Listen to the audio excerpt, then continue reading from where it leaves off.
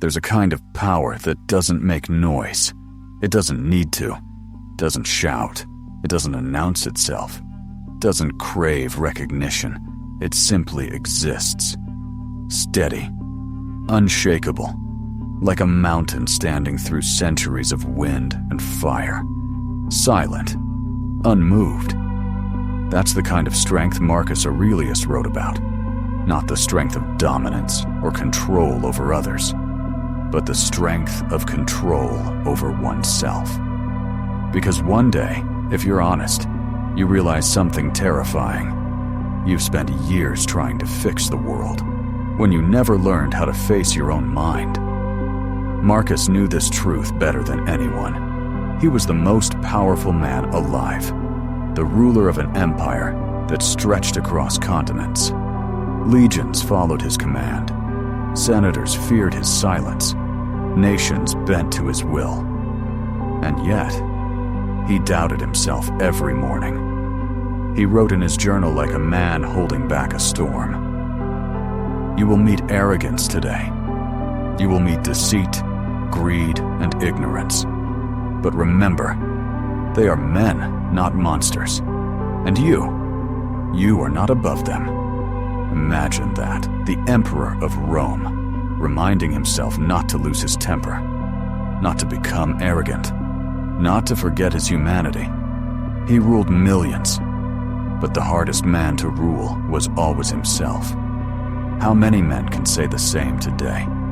We fight over opinions online. We argue to feel powerful. We pretend to be calm while our minds scream for control. But beneath all of that noise, we're terrified of silence, because silence forces you to face what's inside. And most people would rather drown in chaos than spend one honest minute with their own thoughts. Marcus understood this. He knew that chaos isn't defeated through rage. It's outlasted through stillness. You have power over your mind, not outside events. Realize this, and you will find strength. He didn't write this for others. He wrote it for himself. For the man who carried the weight of an empire and still woke up wondering if he could carry his own thoughts. The moment you realize your mind is the only thing you can truly rule, everything changes. The people around you stop being enemies. The world stops being unfair. The noise stops being personal. And in that stillness, you find something that no success, no money, no crowd can give you. Peace. Not the kind that feels soft. The kind that feels earned. The kind that feels like standing in fire and not flinching. This is what Marcus taught. Strength isn't how hard you can hit. It's how deeply you can stay calm when the world starts burning. So when the day begins, don't rush, don't scroll, don't escape. Sit with yourself for a moment. Ask, what can I control today? And what will I let go? Because the man who learns that difference, the man who stops chasing what he cannot command, is the one who finally becomes unshakable. Pain. Everyone runs from it. But Marcus didn't. He looked it in the eyes, and he called it by another name: discipline. If it is endurable, then endure it. Stop complaining. Simple words, but behind them, an entire philosophy, a lifetime of storms, a man who buried his children, led dying soldiers, faced betrayal, sickness, and exhaustion, and still wrote about peace. When a man like that tells you to endure, you listen. Because he isn't preaching, he's remembering. He knew the secret. That pain doesn't destroy you. Your resistance to it does. Every time you curse the weight, it gets heavier. Every time you say, "Why me?" you forget that it's not about you. It's about what's left of you when it's over. The Stoics believed that the world is a test, not of strength, but of perspective. The obstacle is not the enemy, it's the arena. Marcus wrote, The impediment to action advances action. What stands in the way becomes the way. So, the next time something hurts, remember, you're not being punished, you're being trained. And not trained to be numb, trained to remain human in a world that worships reaction. Because this is what separates men who break from men who build. The first run from discomfort. The second, use it as material. And every time you choose not to escape, you sharpen your soul. The moment you sit still in your own chaos, when you stop fighting to escape the noise and instead listen to it, you begin to see. You see that most pain is just resistance. Your ego refusing to let go. You see that control doesn't mean power over life. It means power over your reaction to life. When you're calm in suffering, you're not losing, you're transforming. Marcus understood this every time he lost something he loved. Every time his body ached, every time the empire demanded more than he could give, he went back to that same truth. The universe is change. Life is opinion. You can't stop change. You can't stop loss. You can't stop time. But you can stop the chaos in your own mind long enough to face them with dignity. That's what it means to be strong without hardness, to bleed without bitterness. There's a kind of power in suffering silently, not because you're weak, but because you understand it's part of becoming. And when you stop seeing pain as an interruption and start seeing it as initiation, everything begins to make sense. You think you have time. That's the biggest illusion. The mind keeps whispering, later. Later I'll change. Later I'll rest. Later I'll become who I'm supposed to be. But Marcus wrote, you could leave life right now. Let that determine what you do, say, and think. He didn't write it for drama. He wrote it as a reminder, because he woke up every morning surrounded by death. Plague, betrayal, loss, all familiar faces. And yet, he never cursed the world. He just accepted it. Because he understood, the point isn't to live forever, it's to live right now, while you still can. How many men waste their days chasing recognition? How many of us scroll through endless noise, comparing ourselves to ghosts we'll never meet? Marcus watched this same sickness centuries ago. Not through screens, but through marble halls. Every senator fighting for attention, every general hungry for praise, every poet desperate to be remembered. And what did he write? Fame is emptiness. Reputation is noise. What is celebrated now will be forgotten tomorrow. He was the emperor of Rome, the most powerful man alive. And he said, none of this matters. Think about that. Every title, every victory, every rumor, all of it fades like dust in sunlight. Sooner or later, your name will be nothing more than a whisper in a language no one speaks anymore. But that doesn't make life meaningless. It makes it sacred. Because if everything ends, then everything matters. Every breath, every choice, every act of kindness, every moment you resist becoming cruel. That's why he wrote Meditations, not to preach, but to remember. To remind himself what truly stays. Not the empire, not the statues, not the gold. Only the soul, the invisible weight of who you are when no one's watching. And that's the tragedy of our time. We live louder, but we live less. We chase visibility and lose presence. We want to be known, but we've forgotten what it means to be real. Marcus said, waste no more time arguing what a good man should be. Be one. That's it. Stop talking. Stop comparing. Stop explaining.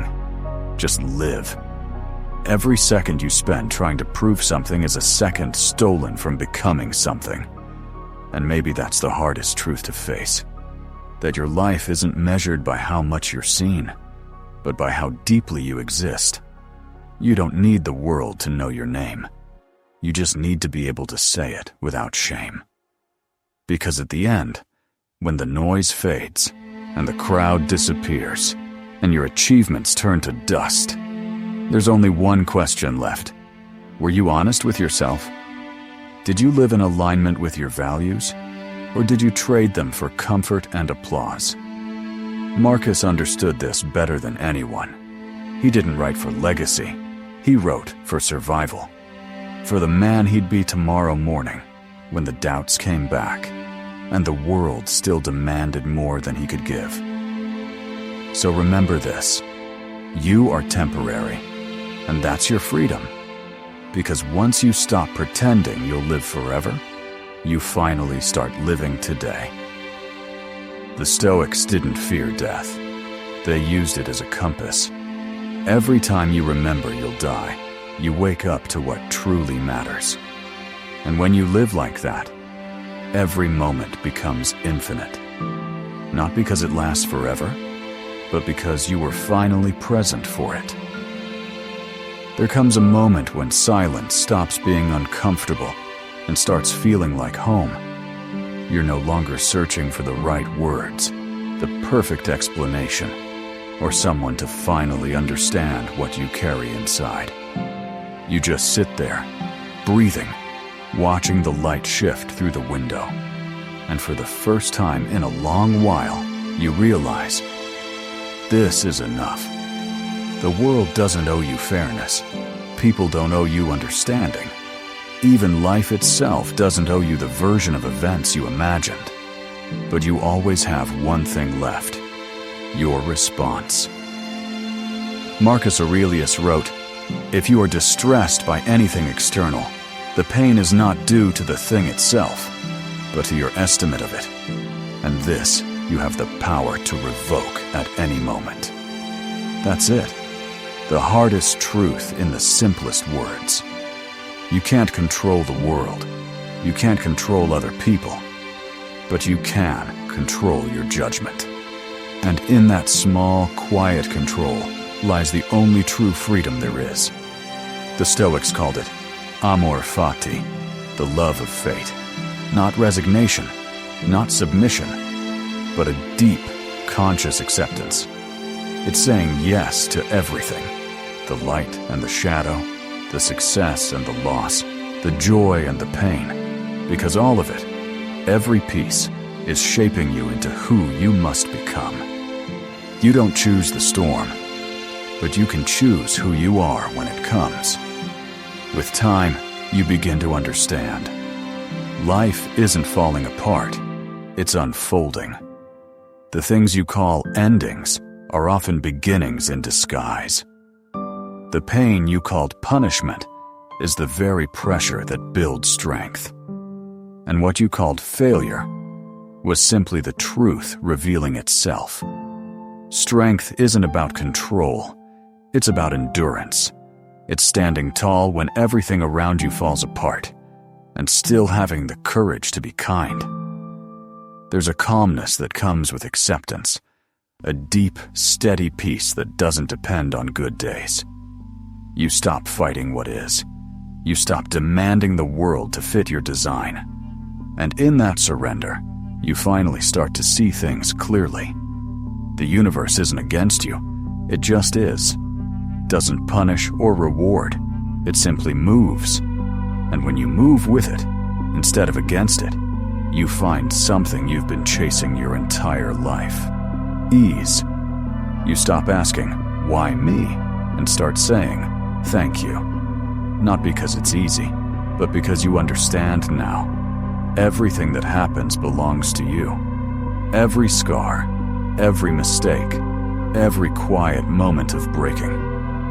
Amor fati isn't about loving pleasure. It's about loving reality, even the parts that hurt, especially those.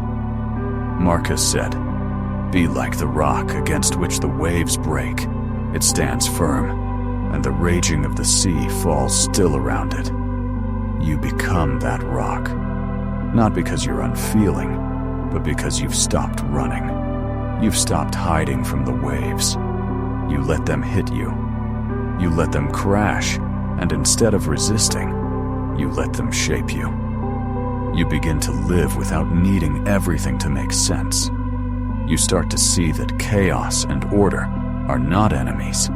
They're two sides of the same eternal rhythm. And in that rhythm, you find your place. You no longer seek peace from the outside, because you've built it inside. You carry it quietly, like a fire that never goes out. It doesn't roar, it doesn't need to. It simply burns, steady and alive. When you lose something, you don't curse fate anymore. You bow your head and whisper, "Thank you," because you know now.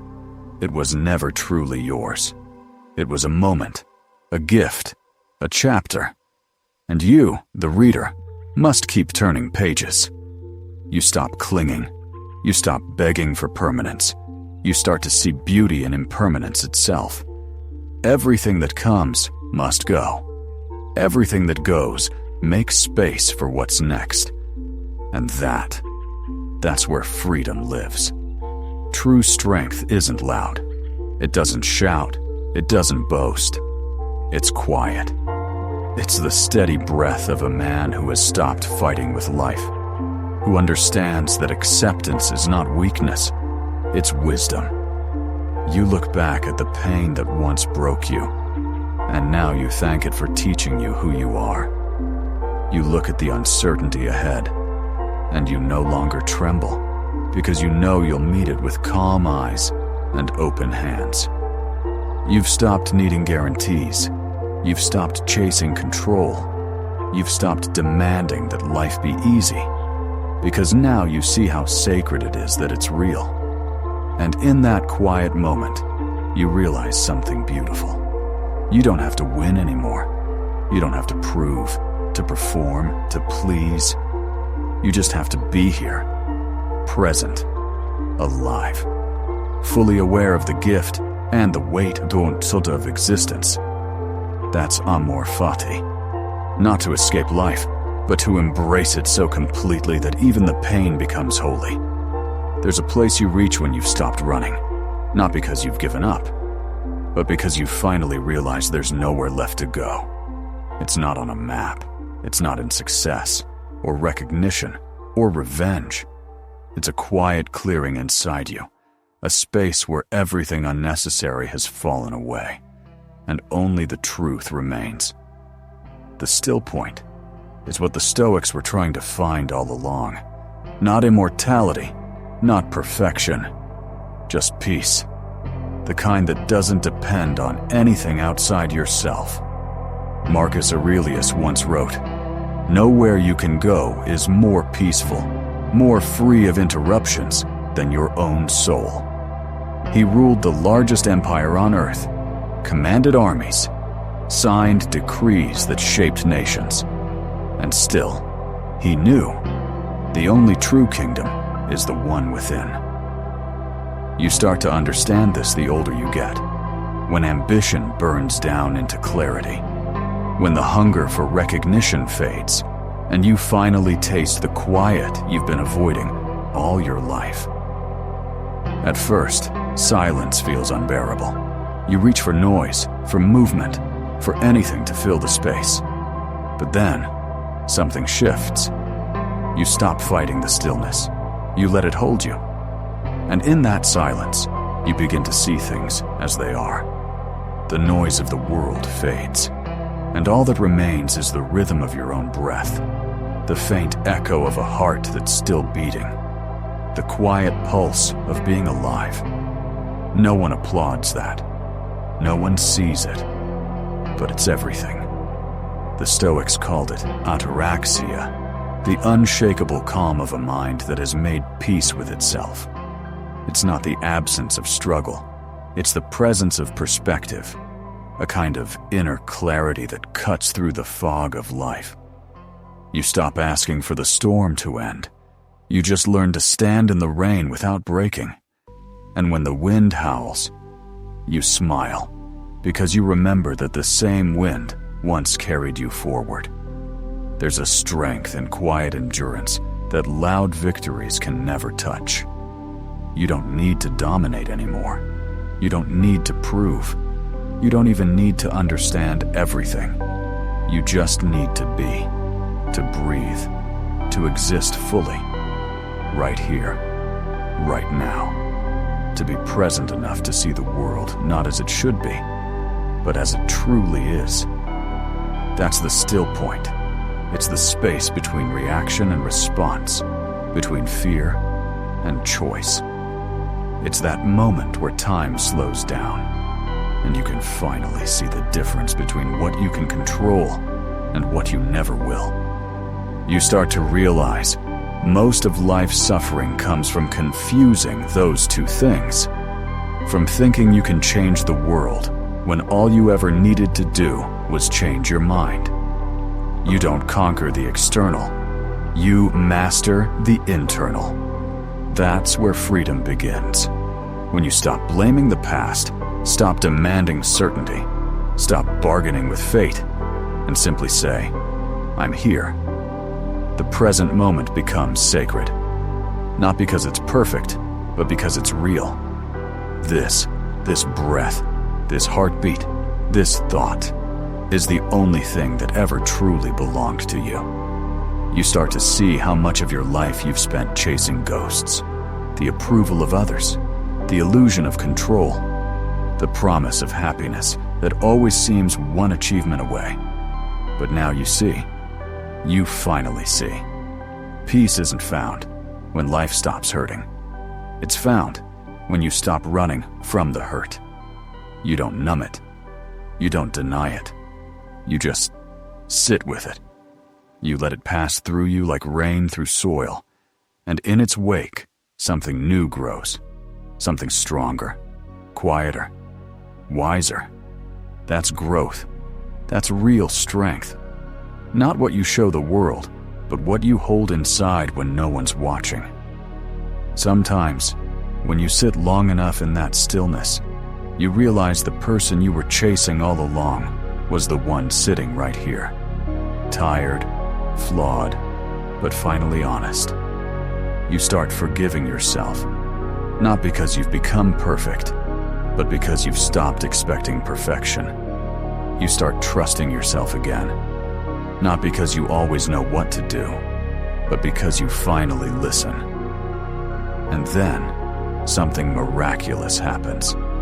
The world softens. Not because it's changed, but because you have. You walk through life lighter. You speak less, but mean more. You stop needing to win arguments. You stop trying to fix everyone. You start being okay with the fact that some things simply are. You can stand in a storm and feel the peace of a mountain. You can lose what you thought you couldn't live without and still wake up grateful. You can be misunderstood and not feel the need to explain.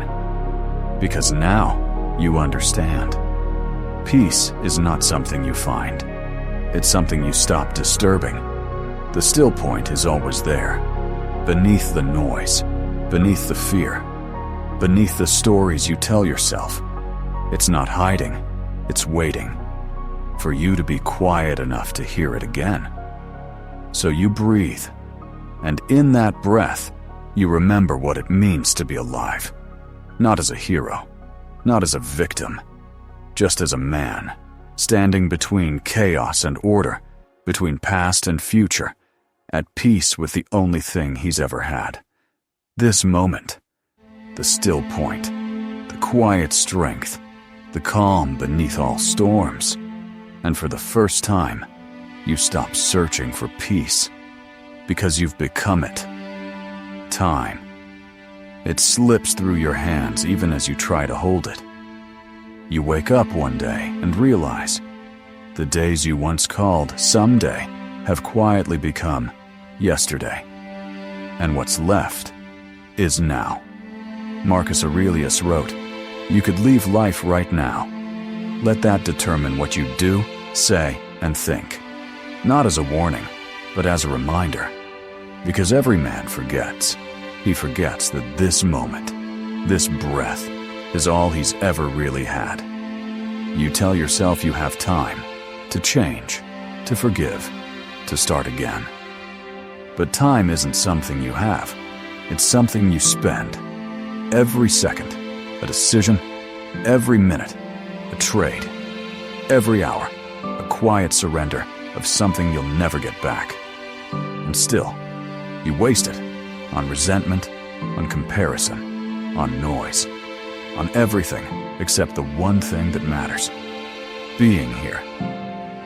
You think the tragedy of life is that it ends, but the real tragedy is that so many of us never begin it.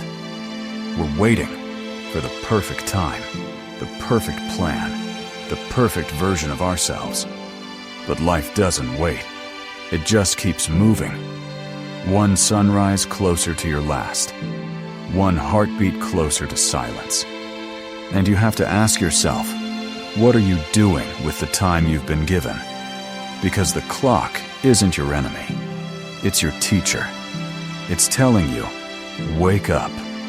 Be present. Say what you need to say while there's still air in your lungs.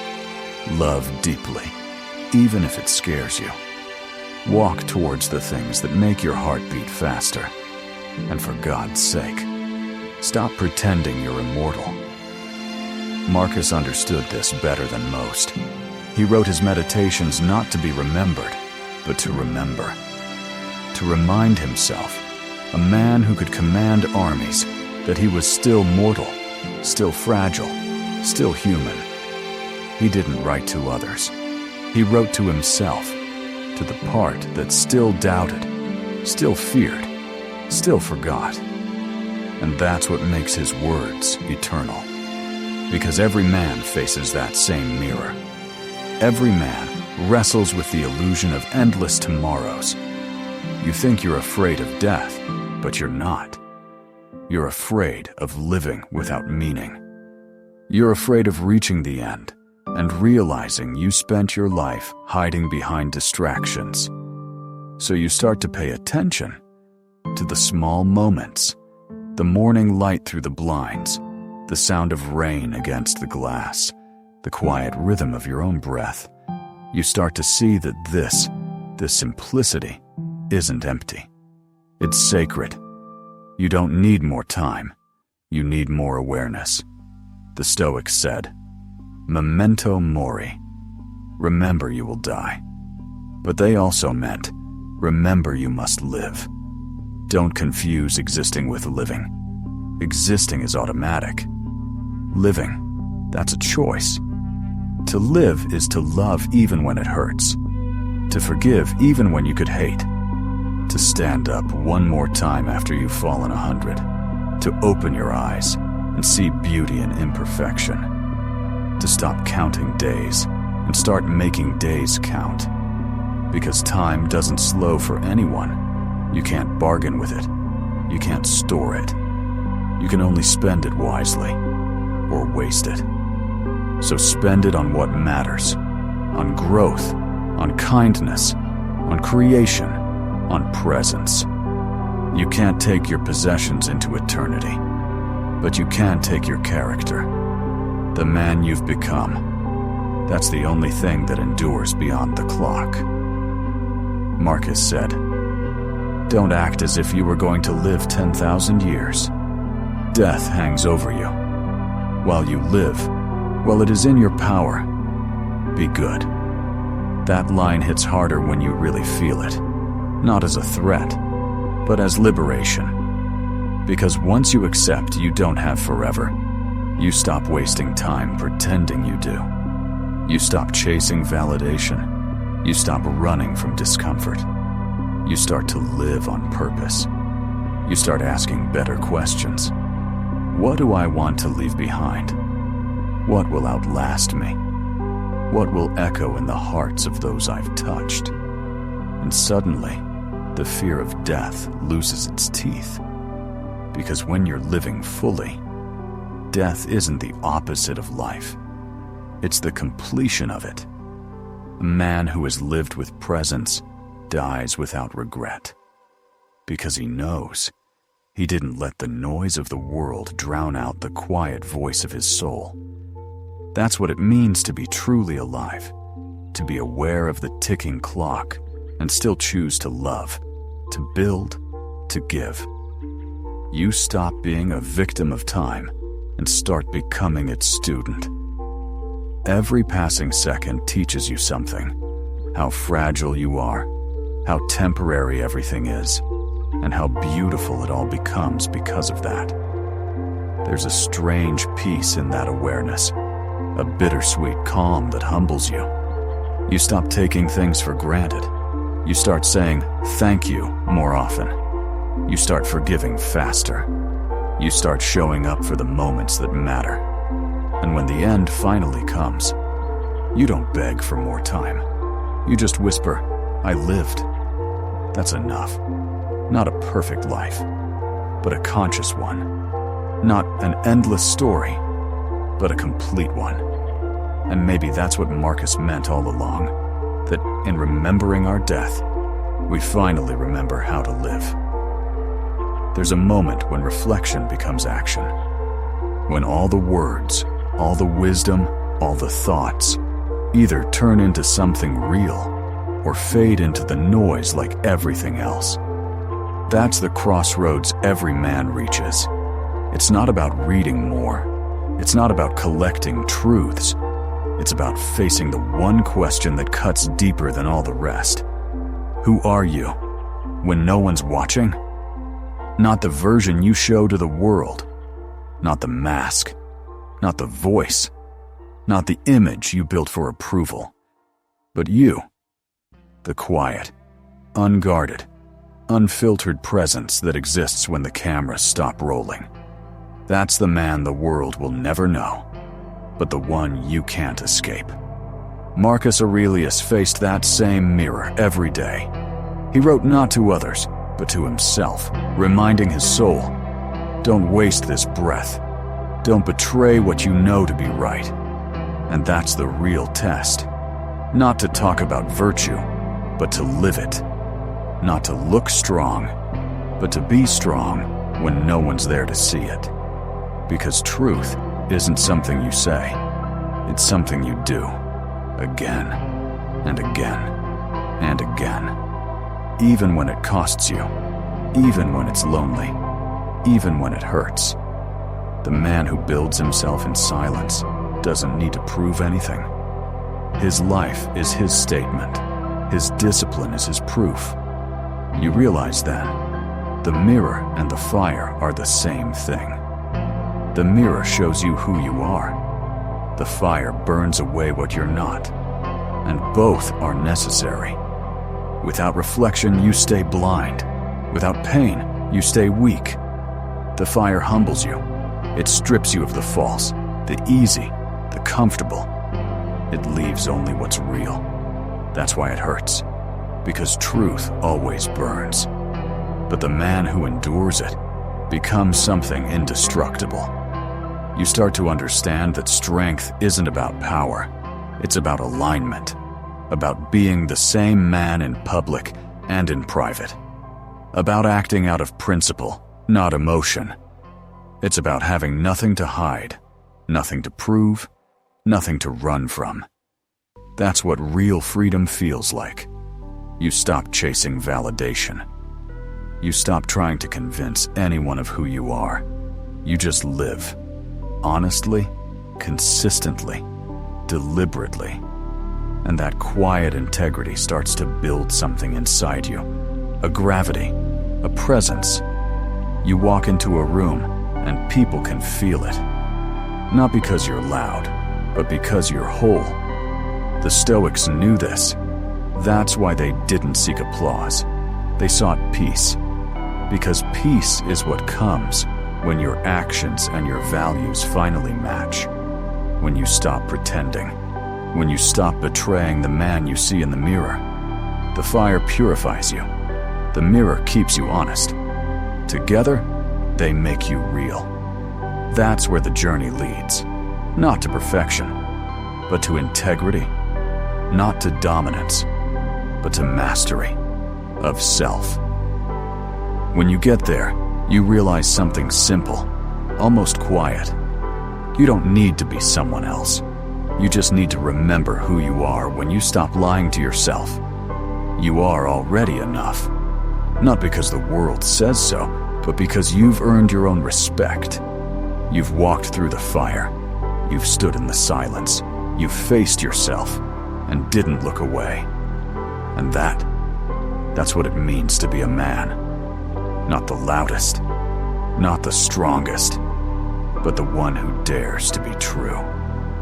There comes a point where reflection has to become movement, where thought has to become action, where understanding has to turn into becoming. You've heard the words. Now look in the mirror and decide who you'll be when this video ends, because the truth isn't out there. It's you, waiting to be lived. Tell me in the comments, what did this make you realize about your own path? What truth did you feel in your chest while listening? If it hit you somewhere deep, subscribe. This isn't about motivation. It's about truth, about self-mastery, about building a man who doesn't run from the fire, but walks through it, calm, steady, and unbreakable.